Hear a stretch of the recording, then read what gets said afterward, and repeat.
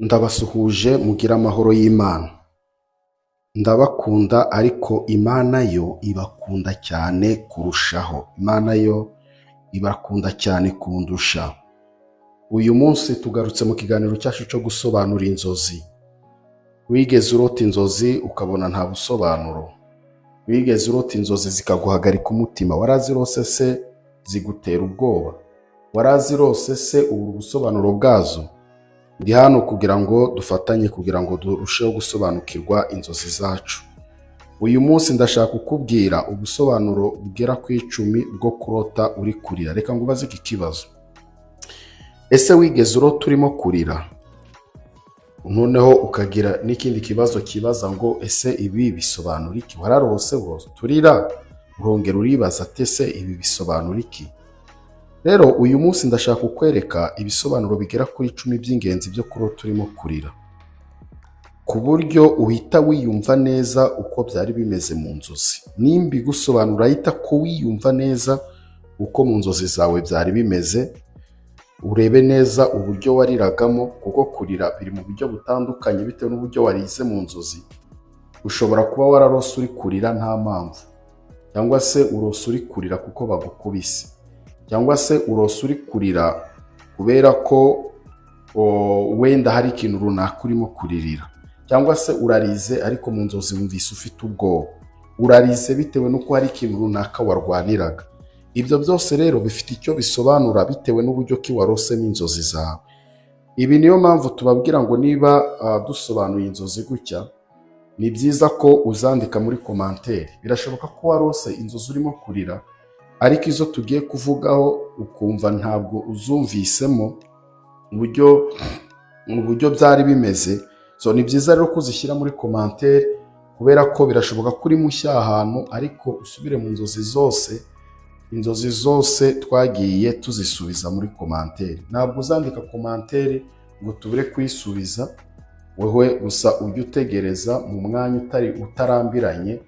Igihe cyose wanditse commentaire yawe y'inzozi ariko wazanditse neza, tuzahita tugusubiza ibyerekeye n'inzozi zawe. Imana ibaho umugisha, ineza y'Imana ibabeho. Hanyuma nababwiye ko uyu munsi tugiye kuvuga ubusobanuro bugera ku 10 bwo kurota inzozi zo kurira.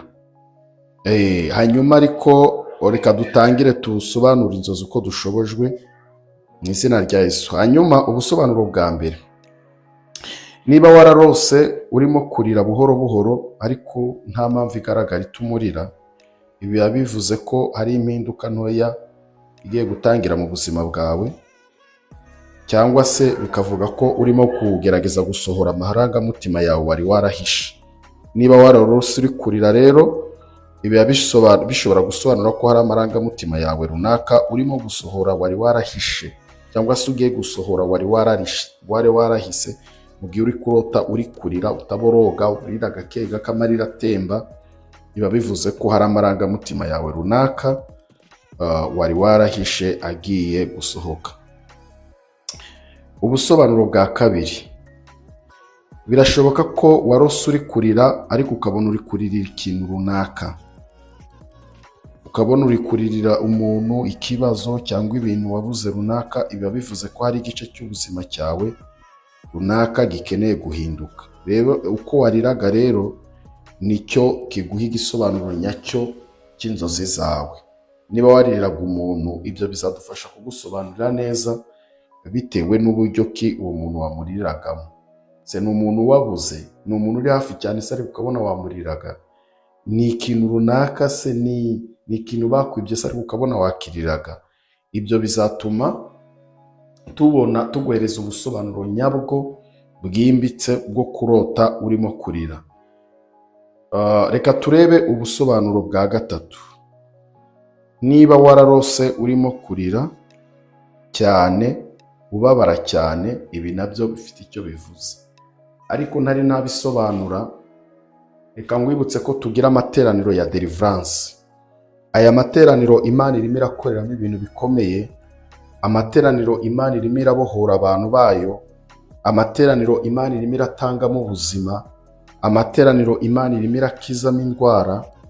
Amateraniro hari presence y'Imana yamanukiye, irimo kumanukira muri yo.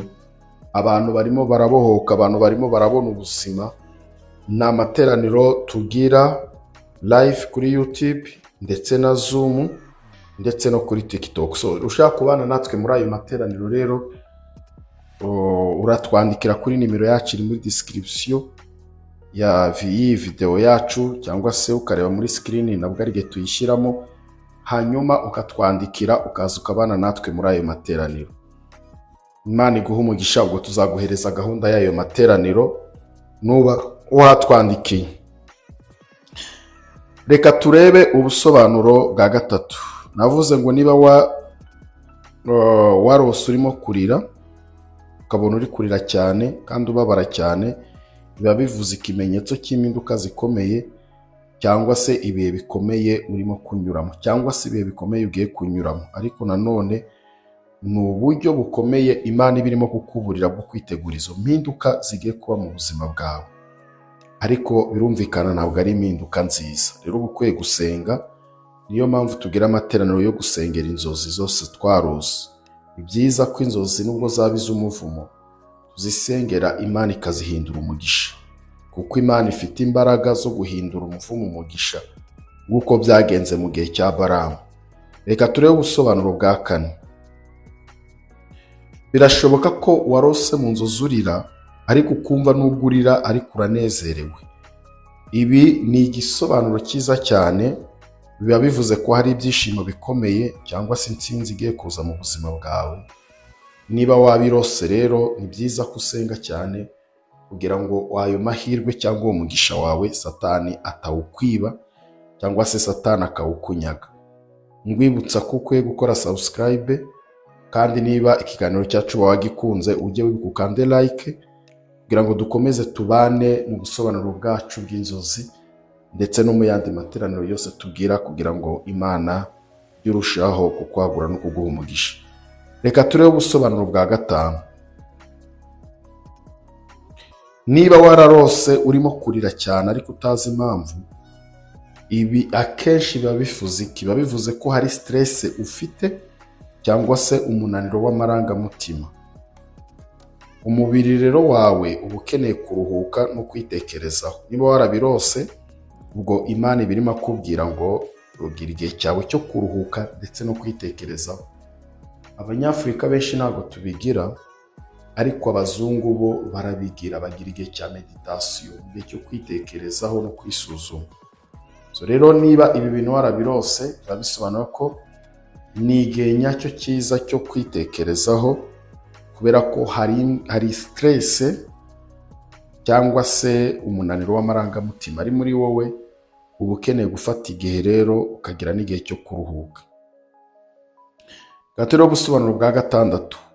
Niba wararose urimo kurira kubera ubwoba, kumva ufite ubwoba, urimo kurira ariko ukumva ufite ubwoba, wenda kurira kubera ubwoba, biba bivuze ko ufite impungenge ku hazaza, kuri future yawe, ku ejo hawe.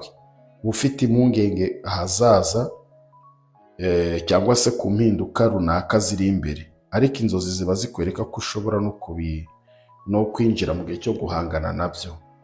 Reka turebe ubusobanuro bwa karindwi.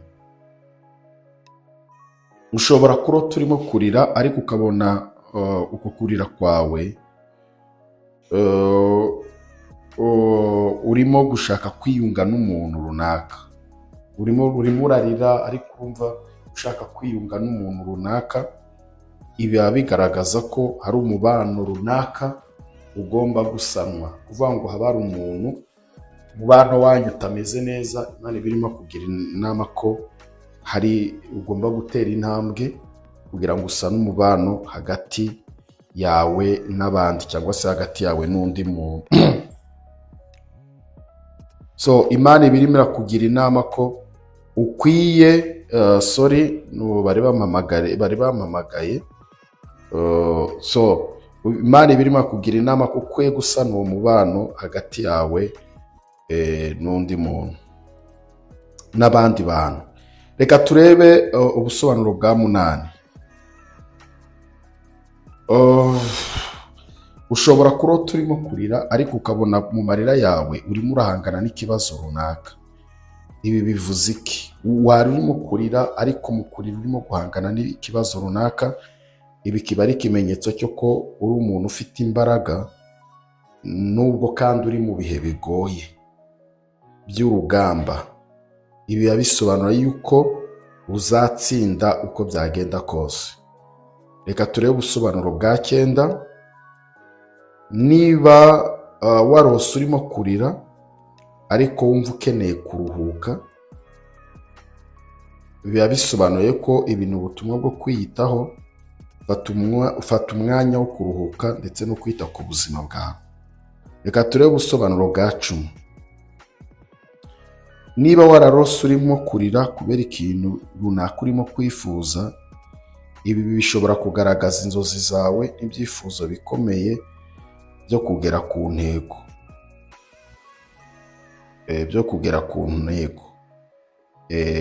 Ubwo ntukabyirengagize rero, kuko bishobora kuba ari inzira yawe. Ni urugero, tuvuge niba warize kubera ikintu runaka urimo kwifuza, wenda ukabona urimo urifuza perime ntayo ugira, ukabona urimo urarira cyane uyishaka, biba bivuze ngo ukwiye gutangira inzira yo kuyirwanira, kuko ushobora gusanga kubona perime kwawe bizaguhesha amahirwe y'umugisha wawe cyangwa se w'inzira yawe. Bishobora kuba bizaguhesha akazi keza kazatuma amateka yawe ahinduka cyangwa se ubuzima bwawe buhinduka. Urwo ni urugero nari nguhaye. Niba warose urimo kuririra ibintu runaka, uba ukwiye kwinjira mu gihe cyo kubirwanira. Ni mesaje Imana ibiguhaye yuko ukwiye kwinjira mu gihe cyawe cyo kurwanira ibyo urimo kuririra. Rero umenya ko ari cyo gihe cyo kugira ngo winjire mu gihe cyawe cy'urugamba. Reka twongereho ubusobanuro bwa 11. Niba warose umuntu agukubita ukabona urarize, ibi bivuze iki? Biba bivuze yuko ugiye guhura n'ibibazo runaka, kandi ibyo bibazo runaka bizakubabaza ndetse bikagutera umubabaro mwinshi cyane. Niba warose urimo kurira usa n'uboroga cyangwa se utabaza, ibi bisobanura iki? Biba bisobanura yuko ugiye guhura n'umubabaro, ariko uwo mubabaro ukaba nta bihumurizo uzabona muri wo. Ubwo ni ubusobanuro bwa 12. Nari navuze ko nduvuge ubusobanuro 10, ariko mwihangane nongeyeho n'ibyo 2. Niba hari inzozi warose uzishyire muri commentaire, tuzagufasha gusobanukirwa n'inzozi zawe. Niba ari inzozi uzi warose zijyanye no kurira, hari uburyo warizemo, warize uri wenyine, warize kubera ko hari umuntu runaka watakaje, warize kubera ko ari ikintu runaka watakaje, ibyo byose nubidusobanurira, tuzarushaho kugusobanurira inzozi zawe. Imana ibahe umugisha, ineza y'Imana ibabeho. Bibutsa ko tugira amateraniro, kandi amateraniro Imana irimo gukoreramo. Ndayakurarikira kuyabamo rero. Gubwa neza, ndagukunda. Shalom.